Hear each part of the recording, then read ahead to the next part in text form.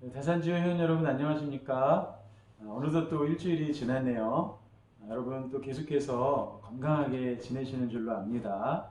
우리 또 좋은 소식 주고받을 수 있기를 소망하고요.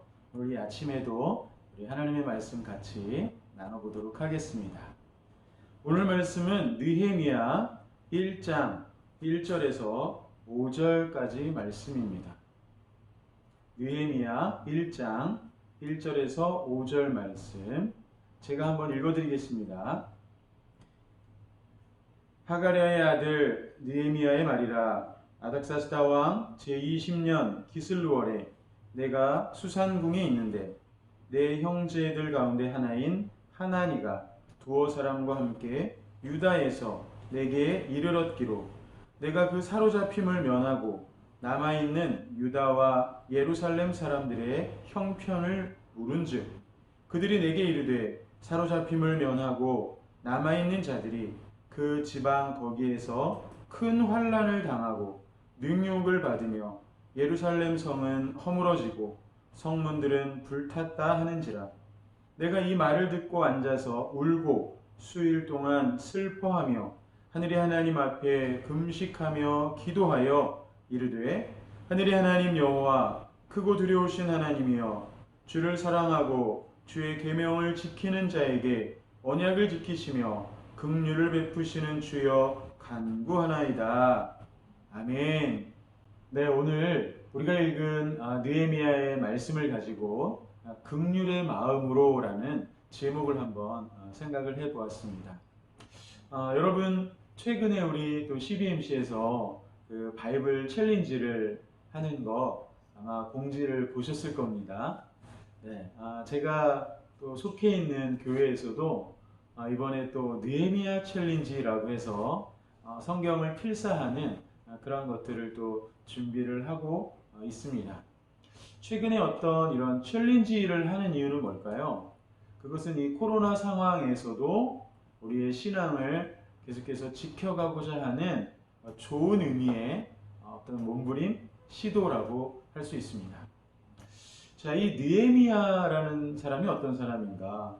그리고 그가 처했던 상황은 어떠했고 또 그는 어떠한 일을 시도했는가? 우리가 한번 잠깐 살펴보면서 우리가 또 닮아갈 부분이 있다면 또 닮아가면 좋겠다라는 생각이 듭니다.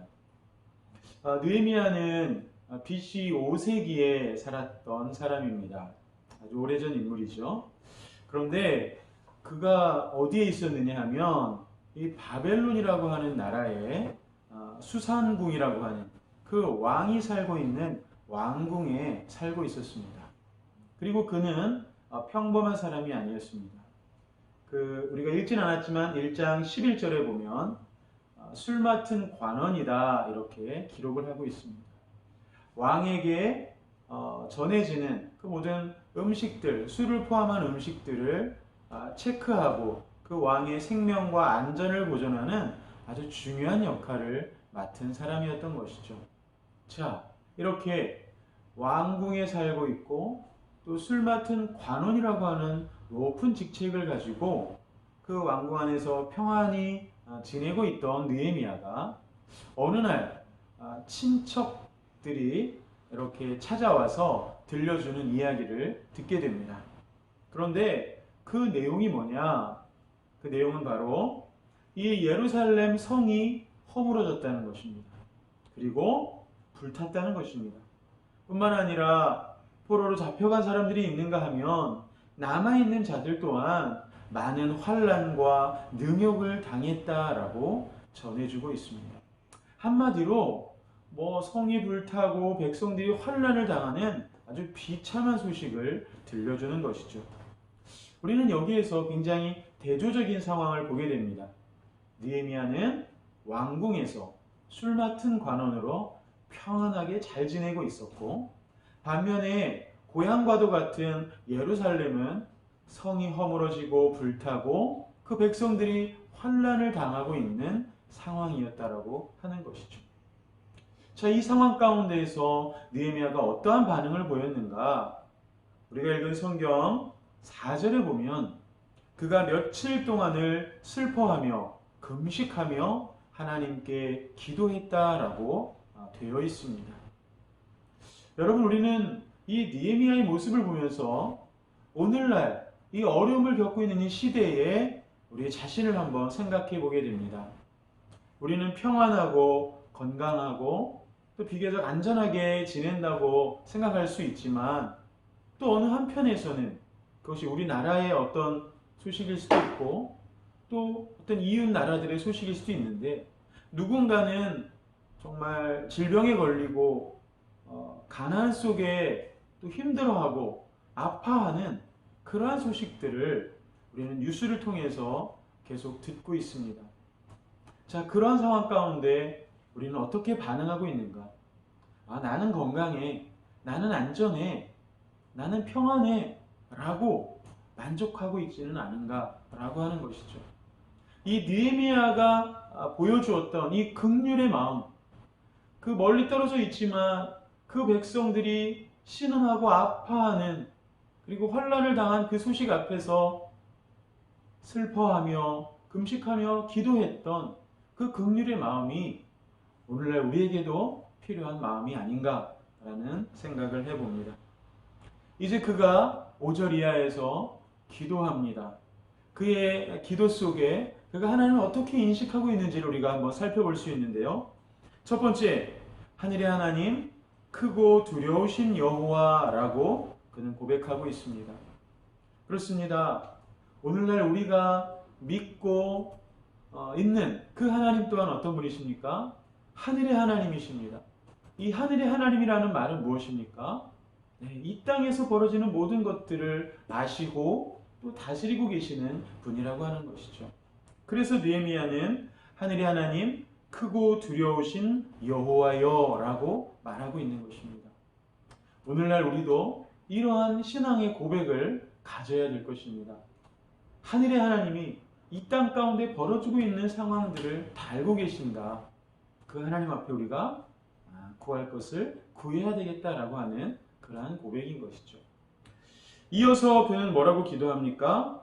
주를 사랑하고 주의 계명을 지키는 자에게 언약을 지키시는 하나님이라고 말합니다. 자, 하나님은 누구에게 주목하시고 관심을 가지시고 신실하시느냐? 바로 주를 사랑하는 자, 그리고 그 주의 계명을 지키는 자에게 그 언약을 행하신다라고 말하고 있습니다. 오늘날 우리는 어떻습니까? 우리가 하나님을 사랑하는 그러한 삶의 자리에 머물고 있는가? 그리고 하나님이 주시는 그 계명과 명령과 그 말씀들에 민감한 그러한 삶을 살고 있는가? 그러한 고백 가운데 살고 있는가? 이러한 것들을 우리 자신에게 물어보게 됩니다. 그러면서 또 뭐라고 기도합니까? 긍휼을 베푸시는 주여, 이렇게 기도합니다. 네, 느헤미야는 이스라엘 백성들을 향해서 긍휼의 마음으로 그가 기도했다라고 되어 있는데요. 그는 또한 자기가 신뢰하고 있는 그 하나님이 어떤 하나님이다? 긍휼을 베푸시는 하나님이다 라고 하는 것을 알고 있었습니다. 그래서 그 하나님께 기도하기 시작한 거죠. 저 이스라엘 백성들을 불쌍히 여겨달라고, 그들을 도와달라고 이렇게 기도하기 시작한 것입니다. 자, 여러분, 오늘날 혹시 우리 각자는 평안하고 안전하고 건강하다고 볼 수 있지만, 여전히 여기저기서 들려지는 우리나라 안에 그 크고 작은 슬프고 아픈 소식들, 그 뉴스들을 접할 때 우리가 보여야 할 반응이 무엇인가? 그것은 우리 안에 긍휼의 마음으로 하나님 앞에 기도해야 한다는 것입니다. 자, 결국 하나님께서는 이렇게 긍휼의 마음으로 기도하는 사람, 자신 또한 죄인이라고 고백하면서 그 동족을 불쌍히 여달라고 기도한 이 사람을 통해서 어떠한 일을 행하십니까? 그를 보내시죠. 왕이 허락을 해줍니다. 그래서 그 예루살렘 성벽을 재건하는 일을 52일 만에 완성하는 것을 볼 수가 있습니다. 뿐만 아니라 그들이 무너져 있던 그 신앙까지도 회복하고 개혁시키는 일까지 하는 것을 볼 수가 있습니다. 하나님은 이렇게 그 긍휼의 마음으로 하나님의 뜻을 위해서, 하나님의 백성들을 위해서 기도하는 그 사람들을 주목하시고 그들을 통해서 또 귀한 일들을 이루시는 것을 볼 수가 있습니다.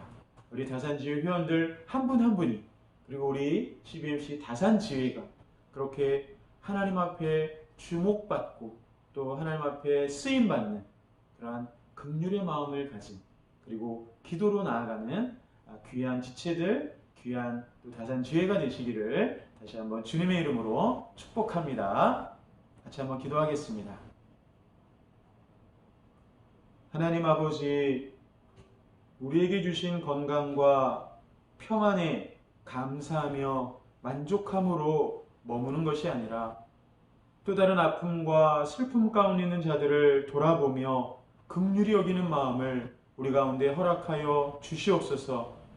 그리하여서 하나님 앞에 그들을 위해 기도하며 나아가는 저희들 되게 하여 주시고, 하나님은 우리의 기도를 들으시며 우리를 통하여서 또 선한 영향력들을 흘려보내는 그러한 우리들로, 그러한 우리 모임으로 하나님께서 붙드시고 사용하여 주시옵소서.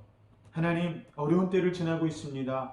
우리 다산지회 회원들 뿐만 아니라 우리 CBMC 모든 지회들을 기억하여 주시고 이 나라의 민족을 긍휼히 여겨주시고 하나님 앞에 또 그 믿음 안에서 더 든든히 또 세워져 나아가고 회복되는 은혜가 있도록 인도하여 주시옵소서. 감사드리며 예수 그리스도의 이름으로 기도드립니다.